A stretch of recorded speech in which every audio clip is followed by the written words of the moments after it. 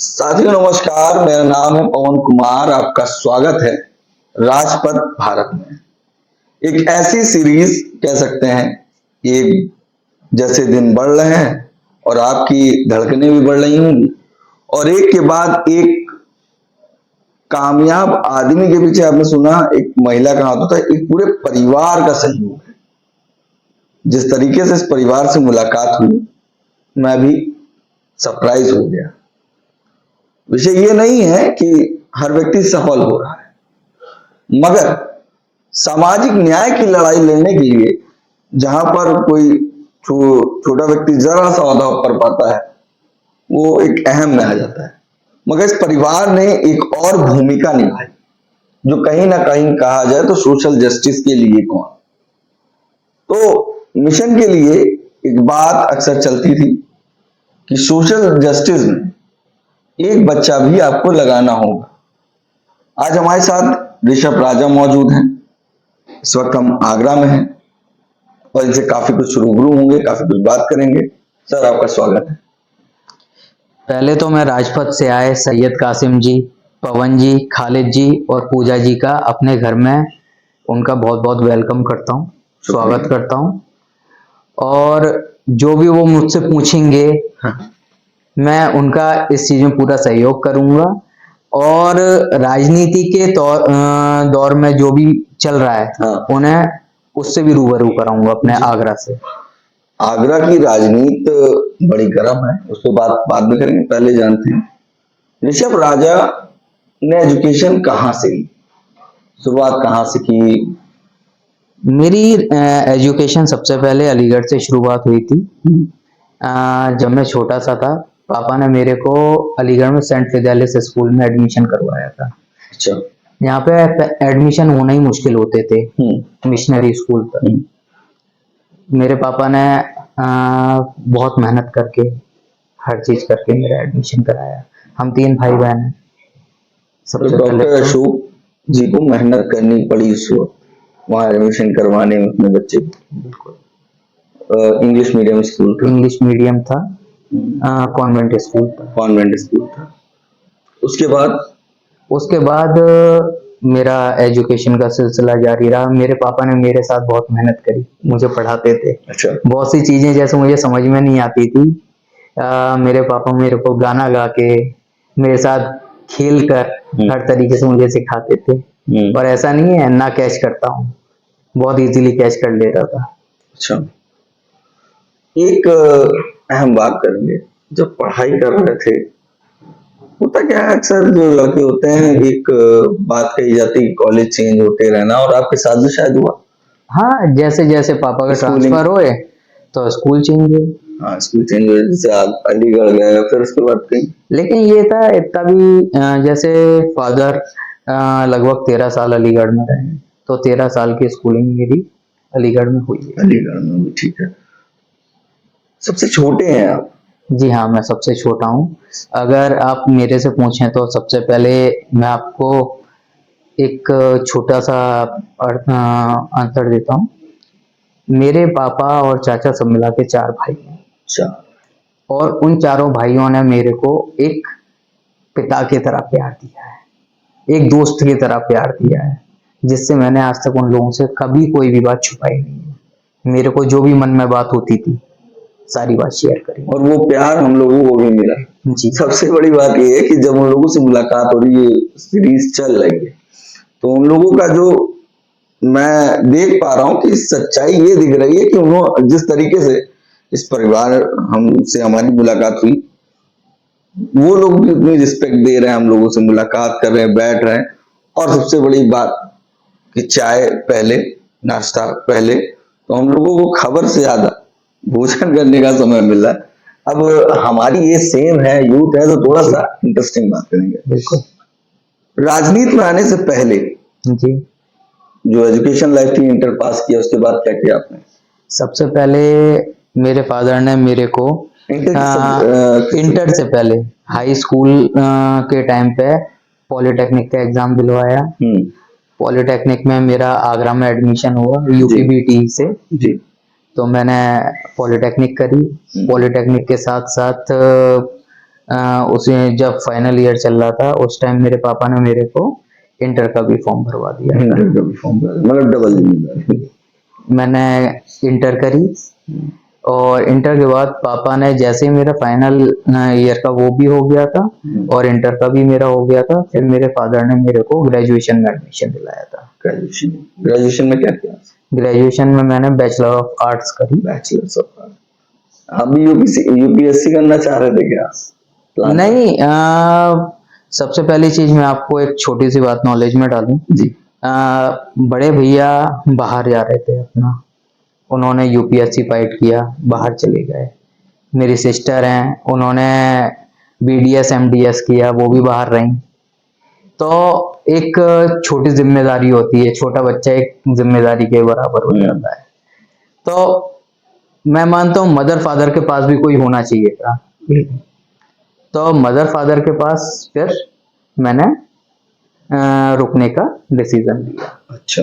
तो मेरे पापा ने मेरा हर जगह साथ दिया है। मेरे पापा ने मेरे को उस ड्यूरेशन में, जब मैं ग्रेजुएशन कर रहा था, ग्रेजुएशन सेकंड ईयर में मेरे को बिजनेस दिलवाया मार्बल एंड ग्रेनाइट का। पॉलिटेक्निक किया, ग्रेजुएशन किया, उसके बाद इंडस्ट्रीज के काम में आ गए, मतलब बिजनेस में। और बिजनेस में देख रहा हूँ आपके परिवार में ज्यादातर लोग उसमें लगे हुए हैं। मेरे पापा ने मेरे को हर तरीके से आगे बढ़ाया है। कई बार अगर मेरे को लगा डाउनफॉल में आ रहा है तो मेरे पापा ने मेरे को हर तरीके से सपोर्ट किया। एज अ फ्रेंड कह सकते हैं, एज अ गार्जियन, हर तरीके से। एज अ फ्रेंड क्या होता है, जैसे अगर देखा जाए पापा का रोल कैसे होता है? एज अ फ्रेंड पापा का रोल ये होता है, अगर हम कहीं परेशानी में हैं, अगर हम एज अ फादर कहेंगे तो फादर से हम बहुत सारी चीजें हिडन कर लेते हैं, और अगर एज अ फ्रेंड कहेंगे तो एज अ फ्रेंड हम ये कहेंगे, हम अपने पापा से वो सारी बातें शेयर कर लेंगे जो बातें हमारे दिमाग में चल रही हैं, परेशानियां चल रही हैं, टेंशन्स चल रही हैं। तो जो भी बात होती थी मैं छोटी से छोटी बात अपने पापा से शेयर करते थे। अच्छा, आपने कहा मैं घर पे रहा। जी। घर पे रहने के साथ सामाजिक कार्यक्रम होते हैं। जी हाँ। आपने तमाम कार्यक्रम में सहयोग लिया, तो राजनीति में आने का फैसला आपने लिया कि पूरी फैमिली ने लिया, और क्यों लिया? देखिए मैं आपको बताता हूँ, जब मैं छोटा सा था, 1 साल का था, जब देखा घर पर बड़े बड़े विधायक सांसद आते थे, तो उन्हें देखते थे हम। धीरे धीरे समझ में आया ये कौन है, ये विधायक हैं, ये सांसद हैं। पापा बताते थे हमारे, तो उन्हें देख के थोड़ा सा इंस्पायर्ड होते थे। वो कहते थे बेटे को नेता बनाना। अच्छा, सिर्फ पापा के दादा भी? दादाजी का भी बताऊंगा अभी मैं आपको। तो जब छोटे थे धीरे धीरे हमने ये सारी चीजें देखी, तो मन में भी आई हाँ पॉलिटिक्स करनी चाहिए।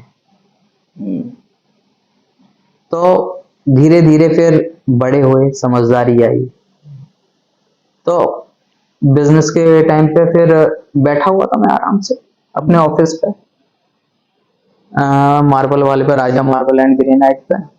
तो कुछ पार्टी के लोग आए जो मेरे दादाजी से संबंधित थे, मास्टर सोबरन लाल गौरी जी से, जी, जिन्होंने अपने टाइम पे बाम सेफ के लिए बहुत संघर्ष किया। मेरे फादर ने भी बाम सेफ के लिए बहुत संघर्ष किया, गांव गांव जाकर समाज को जोड़ने का काम किया। रात रात में गांव में जाकर पब्लिक को जोड़ना है। अगर कोई घटना घटी है गांव में समाज के लोगों को लेकर, तो उसके लिए भी डबल मेहनत करनी है। मतलब दिन में हमारे लिए मेहनत कर रहे हैं और रात में समाज के लिए मेहनत कर रहे हैं। सही बात। तो उन चीजों को देख के हम थोड़ा सा इंस्पायर्ड हुए। हमें भी लगा कि हमारे पापा समाज के लिए इतना कर रहे हैं, तो हम क्यों ना समाज के लिए ऐसा करें। फिर जब उन्होंने मेरे से बोला क्यों ना तुम पार्षदी का चुनाव लड़ जाओ, तो मैंने, किसने बोला? मेरे ऑफिस पे पार्टी के कोऑर्डिनेटर आए थे। अच्छा। विधानसभा अध्यक्ष थे और अन्य कार्यकर्ता थे। अच्छा। तो मैंने उनसे कहा मैं फैसला करके बताऊंगा, मैं अकेला ये फैसला नहीं ले सकता। मेरे घर में मेरे बड़े हैं, मेरे दादाजी हैं, मेरे पापा हैं, मेरे चाचा हैं। तो पहले एक बार उनसे हम बात कर लेते हैं, उसके बाद। तो उन्होंने कहा बिल्कुल बिल्कुल। जब मैंने अपनी इतनी बात कही तो वो सीधे दादाजी के पास पहुंच गए, पूरी टीम। सीधे हाईकमान, जी। क्योंकि वो बसपा में रहे भी हैं, उन्होंने जी। काम भी किया है, आज भी मिशन मूवमेंट। मेरे दादाजी ने ये समझ लीजिए, जैसे पर्टिकुलर मैं ये नहीं कहूंगा, उन्होंने आगरा दक्षिण के लिए काम किया है। हाँ। वो पूरे आगरा के लिए काम करते रहे हाँ। हैं, और आज भी उनके अंदर इतनी एनर्जी है। वो 86 ईयर ओल्ड हैं।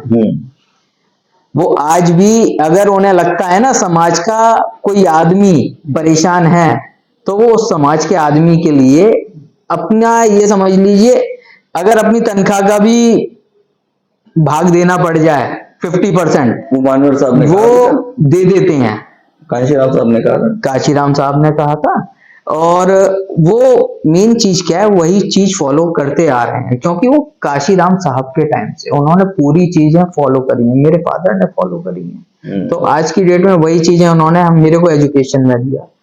एक तालीम घर से भी मिलती है, अगर स्कूल से एक तालीम मिलती है तो एक तालीम घर से भी मिलती है। बिल्कुल। तो उस तालीम को लेकर हम आगे बढ़ रहे हैं। अब यहाँ पर थोड़ी सी बात रोचक हो गई। आप तमाम लोगों से रूबरू हो रहे हैं जी। और वो बिजनेस कर रहे थे, और पूरे घर में जो बच्चे हैं वो अधिकारी बन रहे थे। जी हाँ। मेरा सवाल ये कि ऋषभ के मन में नहीं आता कि यार सब IAS PCS बन रहा है, मैं पार्षद बन रहा हूँ? नहीं, मैं आपको इस चीज का बिल्कुल मतलब एक मैं सिचुएशन की बहनें भी कह रही, अरे यार ऋषभ तुम भी कुछ ट्राई करो यार। मुझे तो ये भी जानकारी हुई कि शायद आप सिविल की तैयारी कर रहे थे, मगर घर वालों ने कहा कि बड़ी जिम्मेदारी है। मैं आपको बताता हूँ, सिविल की तैयारी नहीं कर रहा था मैं। मेरे को जब बिजनेस करवाया फादर ने, तो बिजनेस के साथ साथ जब ये ऑफर आया पार्षदी का चुनाव लड़ना है, तो घर वालों ने मेरे को, मतलब ये फैसला मेरे पूरे परिवार का था। पूरा परिवार? हाँ, ऋषभ राजा को चुनाव लड़ाएंगे। एक मिनट, पूरा परिवार मतलब चाचा चाची, मदर फादर सब बैठे थे? दादा दादी सब बैठे थे। मतलब मैंने ये बात अपने पापा को बताई और दादा को बताई। उन्होंने सबसे एक फैसला किया। मतलब हमारा एक जो परिवार है, एक क्लोज परिवार है, जिसको हम कहेंगे, मतलब एक बंधा हुआ, पूरा बंधा हुआ एक साथ। मतलब एक छोटी सी बात कहूं, एक गुलदस्ता होता है जी, मेरा घर उस गुलदस्ते के फ्लावर्स की तरह है। क्या बात है। अब यहाँ पर आते हैं, थोड़ा सा और आगे बढ़ते हैं, आपसे बात करते हैं, क्योंकि मजा आ रहा है, क्योंकि सबकी बात हो रही थी, सब सिविल सर्विसेज के लिए जाते हैं, और बसपा सुप्रीमो भी सिविल सर्विसेज की तैयारी कर रहे थे, आपको जानकारी होगी। तो मानवर साहब उनके घर पहुंचे थे कांचीराम, तो उनसे कहा था कि तुम एक SPDM देखोगे, जैसे आज के समय में ई राजा जो आपके भाई, जी हाँ, वो काम कर रहे हैं, जिम्मेदारी निभा रहे हैं। आपको उसी तरीके से उसका औहदा बढ़ाना है। जी हाँ। तो आपको बसपा में ही क्यों लगना पड़ा? कई पार्टियां हैं, बहुजन मूवमेंट, मानवर कांचीराम साहब, बाबा साहब, सबको लेकर चलना है। देखिए, आपने बहुत ही अच्छा सवाल पूछा है मेरे से। देखिए, जो बसपा है दलित, शोषित और वंचितों की पार्टी है। अगर हमें आवाज उठानी है दलित, शोषित और वंचितों के लिए उठानी है, अभी कोई ऐसा, देखिए स्टार्टिंग से अगर हम आए, बाबा साहब ने शुरुआत करी थी दलितों के लिए आवाज उठाने की, और फिर उसके बाद मान्यवर साहब ने मिशन को बढ़ाया। उन्होंने उस कारवा को इतना आगे बढ़ाया, साइकिल से निकले, पूरे देश में प्रदेश में घूमे, लोगों को जोड़ने का काम किया। फिर उन्होंने माननीय बहन जी को मुख्यमंत्री, वो तो एक बात की चीज थी, उससे पहले बहन जी को अपना उत्तराधिकारी घोषित किया। फिर बहन जी ने उसको मिशन को चलाया, फिर बहन जी को उन्होंने चुनाव लड़ाए। चुनाव लड़ा है, सांसद बनी बहन जी, फिर धीरे धीरे बहन जी मुख्यमंत्री बनी। तो बहन जी जब हमारे जितने भी दलितों के महापुरुष हैं, मान्यवर साहब, बाबा साहब, जब उन्होंने इतनी मेहनत करी, तो क्या हम एक थोड़ी सी मेहनत नहीं कर सकते अपने समाज को आगे बढ़ाने के लिए? मेन बात समाज को आगे बढ़ाना है, ना कि हमें पीछे खींचना है। मगर अब जनरेशन बढ़ रही है आगे, देखिए जनरेशन यूथ के लिए क्या? देखिए यूथ के लिए बहन जी ने यूथ आइकॉन आकाश आनंद जी को तैयार किया। और ऐसा नहीं है आकाश आनंद जी आज की डेट में शांति से बैठे हैं, आकाश आनंद जी अंदर ही अंदर तैयारी कर रहे हैं और बहुत बड़े लेवल की तैयारी कर रहे हैं। क्या गलतियां जो हो रही थी, बार बार जाना निकालना, से कुछ यूथ में फर्क पड़ेगा? और देखिए बड़े, जैसे आपकी फैमिली में अगर बड़े कोई बात कह दे तो उसकी माफी मांगने में कोई हर्ज नहीं, और आपके घर आप सबसे छोटे हैं तो अक्सर आपको माफी मांगनी ही पड़ती होगी, बिल्कुल, क्योंकि ये नेचर भी कॉल करता है। बिल्कुल। मैं ये कह रहा हूँ आकाश आनंद को ये बड़ा बनाता है कि ये बाकी नेताओं को देखिए अपने पिता से भिड़ गए, पार्टी ली, राष्ट्रीय अध्यक्ष बने, मुख्यमंत्री बने, चाचा अलग हो गए, वहीं कई और पार्टियों के नेता हैं वो बनना चाह रहे हैं, वो कहीं ना कहीं अपने नेता से डिस्कशन नहीं करते, तो ये आकाश आनंद को बड़ा बनाता है। देखिए आकाश आनंद की बात अगर हम करें तो आकाश आनंद जो हैं उन्होंने शुरुआत नीचे से ही करी है एज अ कार्यकर्ता, और बहुजन समाज पार्टी में सब कार्यकर्ता हैं और सभी लीडर हैं। आकाश आनंद जी ने बहुत संघर्ष किया है, समाज को जोड़ने का काम किया है। और रही बात बहन जी ने अगर उन्हें निकाला या बड़ा पद दिया, देखिए अगर मान लीजिए मैं एक समय पे पार्षद था, आज पार्षद नहीं, क्या राजनीति समाप्त हो जाती है? राजनीति नहीं कर रहे हैं। मेन चीज क्या है? सबसे पहली चीज है समाज को जोड़ने का काम। वो समाज को जोड़ने का काम हम भी कर रहे हैं।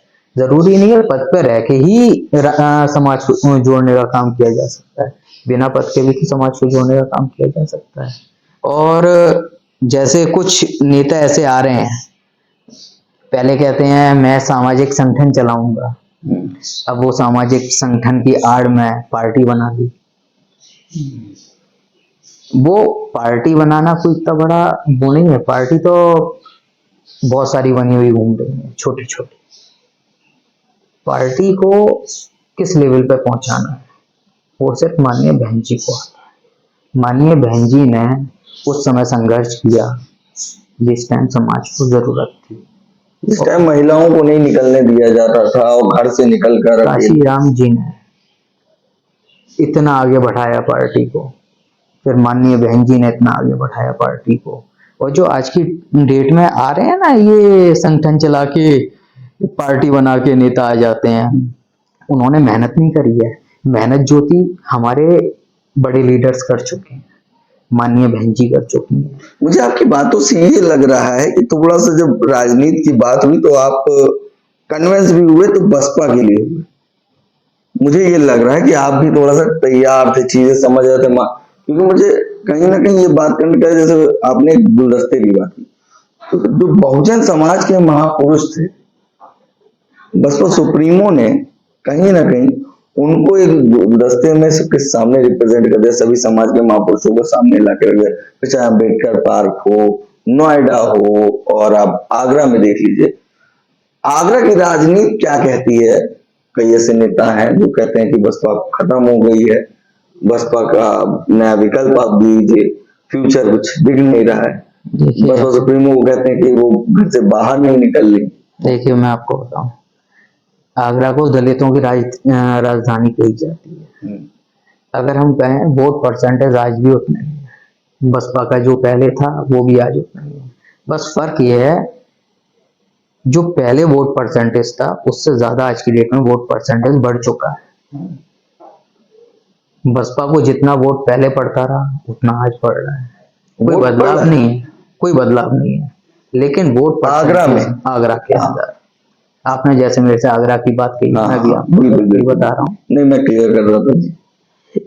इसीलिए देखिए, चेंजेस कुछ नहीं है, बस थोड़ी सी कुछ चीजें हैं, जैसे समाज थोड़ा सा आज की डेट में थोड़ा बहुत डगमगाया है। ऐसा नहीं है आजीवन वही रहेगा, समाज धीरे धीरे अब दोबारा कन्वर्ट होने लगा, क्योंकि समाज को सच्चाइयां पता चलने लगी, क्या हो रहा है क्या नहीं हो रहा है। जैसे हम देखें, ये भारतीय जनता पार्टी के जो प्रधानमंत्री मोदी हैं, वो देश के प्रधानमंत्री नहीं, वो भारतीय जनता पार्टी के हैं। नहीं, फिलहाल तो ये हो गया है, बीजेपी सरकार नहीं, मोदी सरकार। हाँ, मतलब मोदी सरकार, वही मैं मोदी- बता रहा हूँ, भारतीय जनता पार्टी के हैं, हाँ। वो देश के नहीं है, हम्म। क्योंकि वो फैसले देश हित में ना लेके वो पार्टी हित में लेते हैं। अच्छा, ये आपको लगता है? बिल्कुल लगता प्रधानमंत्री बनने के बाद वो देश हित में फैसले नहीं लिए। उन्होंने एक चीज बताइए, अभी तक अगर कोई फैसला लिया हो देश हित में, तो कोई भी एक भी फैसला अच्छा नहीं है। अब ये बताएं, नोटबंदी करी अचानक, क्या उन्हें पता था देश में ऐसे कितने हॉस्पिटल्स में कितने लोग एडमिट होंगे, नोटबंदी के कारण बहुत से लोग मर गए, जो हॉस्पिटल वालों ने नोट एक्सेप्ट नहीं किए, बेचारे बीमार थे। तो ये क्राइसिस होती है, उस क्राइसिस का कितने लोगों ने सामना किया? क्या मोदी जी ने सामना किया? मोदी जी ने तो दिखाने के लिए उस भीड़ में अपनी माता जी को खड़ा कर दिया, वो भीड़ में सिर्फ दिखाने के लिए खड़ा किया था, रियलिटी नहीं थी। रियलिटी दो टाइप की होती है पिक्चर, पर्दे के पीछे और पर्दे के आगे क्या है किसी को नहीं मालूम। और जिनके घर में शादियां थी उनको क्या दिक्कतें देखनी पड़ी। अब आता हूं थोड़ा सा और, बहुजन समाज पार्टी अगर इतनी बेहतर है तो इसके विकल्प क्यों बनाए जाने? बहुजन और समाज ऋषभ राजा जो सेटल्ड युवा है, यार कोई भी युवा हो, सब घर में अधिकारी हैं, अच्छी पोस्ट पे हैं, सब अच्छा कमा रहे हैं, और मैं भी बिजनेस में लग गया तो मैं तो राजा बन गया, तो सामाजिक सेवा में क्यों चेतना है और कैसे आई? देखिए, सामाजिक अगर आप मेरे से कहें समाज की फील्ड में आके अगर मेरे को अंदर से ये आई है, तो एक चीज बताइए, मैं आज की डेट में सेटल्ड हूँ, मेरा समाज पूरा सेटल्ड नहीं है। बहुत सी ऐसी घटनाएं होती हैं, अगर हम सेटल्ड हैं, हम इस लायक हैं, हम उनकी मदद कर सकते हैं हर तरीके से, तो यहीं से ही अपने बैकअप से ही हम उनकी हेल्प कर सकते हैं। जरूरी नहीं हम पैसे से हेल्प कर रहे हैं। मेरे घर में अधिकारी हैं, बहुत से ऐसे मामले होते हैं यहाँ थाने में, लोगों की उनके विचारों की सुनवाई नहीं होती है, दलित लोगों की, उनको बहुत नुकसान पहुंचा दिया जाता है। अगर हम इस लायक हैं, हम उनकी आवाज उठा सकते हैं ऊपर, तो हम वो काम कर रहे हैं। कल आपसे बात हो रही थी, मैंने कहा जब सामाजिक मामले होते होंगे तो आप तो भैया हैं, जीजा हैं, चाचा हैं, सब हैं, उनका नाम ले लेते हो, मगर आपने कहा कि नहीं, मैं अपने आप से कोशिश करता हूँ, ये देखिए, सबसे पहली चीज तो आज भैया की इतने ईमानदार बने, देखिए, कहते हैं खुद लड़ो क्या? अगर देखिए, अगर अभी तक दलितों की आवाज उठाने वाले कोई नहीं है, अगर हम बने हैं, इस लायक हैं, हमारा परिवार सक्षम है, जरूरी नहीं है हम सारी बातें उनके ब्याह पे होकर करवाएं। बहुत से ऐसे काम होते हैं हम इजीली आराम से करवा सकते हैं, जो टिपिकल बनाने वाले दूसरे लोग होते हैं, वो टिपिकल बना रहे हैं ना। हाँ। अगर हम हर चीज के लिए, छोटी छोटी चीजों के लिए भैया को फोन करने लग जाएंगे, भैया वो मेरे क्षेत्र में दो पक्षों में लड़ाई हो गई, हाँ। मदद कर दीजिए, वो अगर इस छोटी छोटी चीजों के लिए थाने चौकियों में फोन करेंगे, तो इमेज उनकी भी डाउन हो रही है, हमारी भी डाउन हो रही है। और बहन, वो भाई बहन का रिश्ता होता है ना, थोड़ा सा। देखिए, अगर आप मेरे से कहें तो भाई बहन का रिश्ता ऐसा है, वो मेरी दोस्त हैं, अगर मुझे कुछ कहना होता है ऊपर मम्मी पापा या किसी से, तो मेरी पूरी हेल्प करते अच्छा, सोर्स है, वो जैसे हम लोगों में सूत्र होता है वैसे वो सोर्स है, वो मेरी ताकत है। हाँ। तो ऋषभ राजा है जो पार्षद बनने के बाद, पार्षद पद खत्म हुआ उसके बाद भी बहुजन विचारों के लिए बसपा को नहीं छोड़ेंगे। बिल्कुल, बसपा को क्यों छोड़ा जाए, वही हमारा परिवार है, वही हमारा मिशन था, वही सब कुछ है हमारा। हम अगर बसपा के बाहर निकल कर देखें ना, वो गंदगी हुई पड़ी है, वहां लोगों को पूछने वाला कोई नहीं है। भारतीय जनता पार्टी में दलित समाज को कौन पूछ रहा है, आप ये बताएं। क्यों नहीं पूछ रहा? आज दिन बताइए आपकी कहाँ पार्टी पूछा के जाता है। नेता भारतीय जनता पार्टी में है, समाजवादी पार्टी में है, सब जगह जा रहे हैं। अच्छा, अभी मैं आपसे एक छोटी सी बात कहूंगा। जैसे बेबी रानी मौर्य थी, हाँ, बेबी रानी मौर्य को राज्यपाल बनाया उत्तराखंड का। मतलब अगर हम कहें तो वहां पे ये होता है, अर्श से फर्श पे लाने का काम किया जाता है। हाँ। उनको यहाँ विधायक बना दिया गया, विधायक का चुनाव लड़ गए। मतलब इस्तेमाल किया जाता है। वहां तो समाज का इस्तेमाल हो ही रहा है। वहां पे आज से नहीं, जब से भारतीय जनता पार्टी बनी थी वहां तब से ही इस्तेमाल हो रहा है। वो अगर कही जाए ना तो देखिए, माननीय बहन जी जैसे कहती हैं वो धन्ना सेठों की पार्टी है, तो रियलिटी में है वो। हमारी तो गरीबों की, दलितों की पार्टी है ना। इलेक्टोरल बॉन्ड वाला जो मामला है उसमें देखिए बसपा का नाम नहीं है। देखिए बसपा का नाम इसीलिए नहीं आया, बसपा हर जगह से बिल्कुल फेयर है। अगर इन्होंने अपनी जितनी भी जांचें कराई थी तो हर जांच में बहन जी की कोई भी चीज ऐसी नहीं थी। बहन जी ने शुरू से जितना भी रखा है हर चीज क्लियर रखी है। जैसे हमारे यहाँ एक छोटी सी चीज, आरोप लगाए जाते हैं पार्टी में ये चलता है, ऐसे चलता है, टिकट के लिए पैसा जाता है। मैं साफ क्लियर कहता हूं, चुनाव मैं भी लड़ा था पार्षदी का, जनरल सीट से लड़ा था। माननीय बहन जी ने जनरल सीट से मेरे को आशीर्वाद दिया था, चुनाव लड़ा, जीता, और मेरे को शुरू से आखिर तक किसी ने ये नहीं कहा कि आपको ये करना है। अगर हमसे ये कहा जाता है, हमें 50 रुपए वाली रसीद दी जाती है, आप समाज को जोड़ने का काम करो, सदस्य बनाओ, हम लोगों को सदस्य बनाते हैं। वो जो चीजें हो रही हैं, पैसा नहीं, कोई पैसा नहीं दिया जाता है। कौन कहता है पैसा लिया जाता है? पैसा से तो नहीं, 1 रुपया नहीं दिया। अगर हमसे कहें तो हमसे इतना जरूर कहा गया था, 20,000 की रसीदें देकर आप लोगों को सदस्य बनाओ। ओके, इसका मतलब ये था कि जिन लोगों को जो चुनाव लड़ने जाते हैं, यहाँ पर मैं यही मानू ना, उनसे कहा जाता है आप अपनी संख्या दिखाइए रसीदों के द्वारा। देखिए जरूरी नहीं संख्या हो, नहीं, जो चुनाव लड़ रहा है कि आपके देखिए साथ कितने लोग? हमारे साथ अगर आप कहें तो दलित समाज पूरा, हमारे को अगर जोड़ना है तो अन्य समाज के लोगों को भी जोड़ना है, क्योंकि अकेले एक समाज से भी पार्टी नहीं जीती जाती है। क्या बसपा ने सबके लिए किया? बसपा ने तो सभी के लिए किया है। बसपा ने तो एक समय पहले एक नारा भी दिया था, और अगर आप कहें तो बसपा अगर नहीं कर रही है, मुस्लिम समाज के लिए इतना किया, नसीमुद्दीन सिद्दीकी को जोड़ा, मंत्री बनाया, रामवीर उपाध्याय जी को मंत्री बनाया, सीमा उपाध्याय को मंत्री बनाया। क्या उन सबको भूल जाएंगे? ठाकुर जयवीर सिंह को उस टाइम पे मंत्री बनाया। अच्छा, बहन जी ने सम्मान सबको दिया है।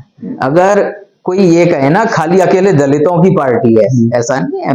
बहुजन समाज पार्टी दलितों की पार्टी है, बहुजन समाज पार्टी बहुजनों की पार्टी है, जिसमें सारे समाज आते हैं। बहन जी ने एक नारा भी दिया था, एक दोस्त तो आपने बता दिया बहन, एक दोस्त और है मुझे लग रहा है, जितनी मैंने बात की आपने तमाम नाम लिए, बात होते होते ये बात निकल के दादाजी, काफी जानकारी मिलती है और बड़ी आपकी जोड़ी मिलती है। दादाजी से तो बहुत अच्छी फ्रेंडशिप है। दादाजी से तो वो वाला मेरा एक नाता है, मतलब एक ऐसे फ्रेंड होते हैं ना, आप ये समझ लीजिए जैसे एक स्कूल में पढ़ने वाले 2 साथी, इस टाइप के। हाँ, जब मैं पार्षद बना था, एक वहां के लोगों ने, पब्लिक ने हमारे लिए एक टैगलाइन बनाई थी, नाती बाबा पार्षद। अच्छा जी, मतलब सपना था क्या दादाजी का कि हमारे यहाँ भी राजनीति हाँ, आ गया? दादाजी ने जब मिशन के लिए काम किया तो उनको लगा ना हमारे बाद और भी कोई होना चाहिए घर में काम करने वाला जो मिशन के लिए काम करे। अगर सभी आईएएस आईपीएस हो जाएंगे तो मिशन के लिए कौन काम करेगा, आप ये बताइए। अच्छा, तो यहाँ पर सबसे छोटे बेटे को सबसे बड़ी जिम्मेदारी दे दी। जिम्मेदारी तो देखिए सारी बड़ी है, हाँ, बस निभाने वाला होना चाहिए। बिल्कुल। ये हमारी बात हो रही थी, काफी बातें आपको निकल के आई और कई बिंदुओं पे बात हुई और खुलकर बोल रहे थे। मैं आखिरी में कंक्लूड इसलिए इस बात को कर रहा हूं कि इस परिवार ने, जैसे सर ने बताया, एजुकेट और क्या बोला, देखिए लाइए मैं आपको बता देता हूँ, शिक्षित बनो, संघर्ष करो, संगठित रहो, ये 3 शब्द हैं। यहाँ से सब चीजें हुई हैं, शिक्षा भी मिली है, संगठित हुए हैं, पूरा परिवार मेरा संगठित है, और मैं आज की डेट में समाज को जोड़ने का भी काम कर रहा हूँ, अगर राजनीतिक तौर पर मेरे से आप पूछें। और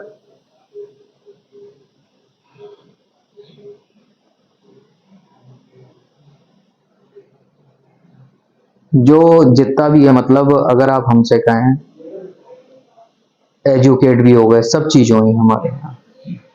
तो ये कोई वो नहीं है, ये इस पे हमारा क्या, ये मतलब सभी लोग काम कर रहे हैं इस पे।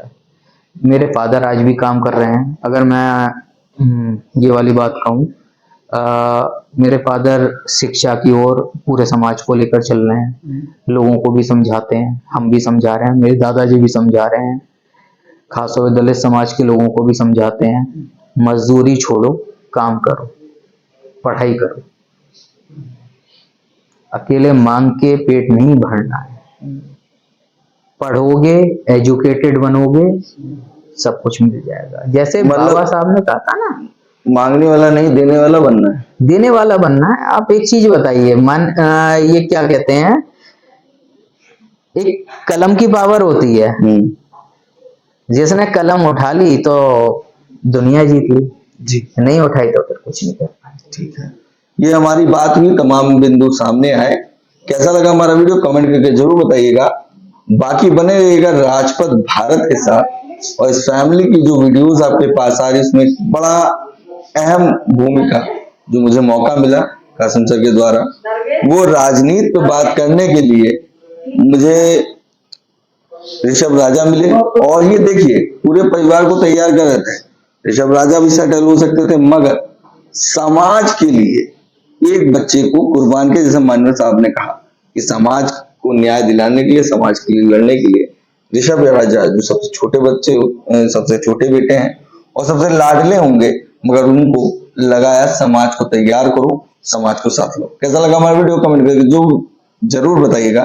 बाकी बने रहिए हमारे चैनल के साथ। धन्यवाद। वो वाली थी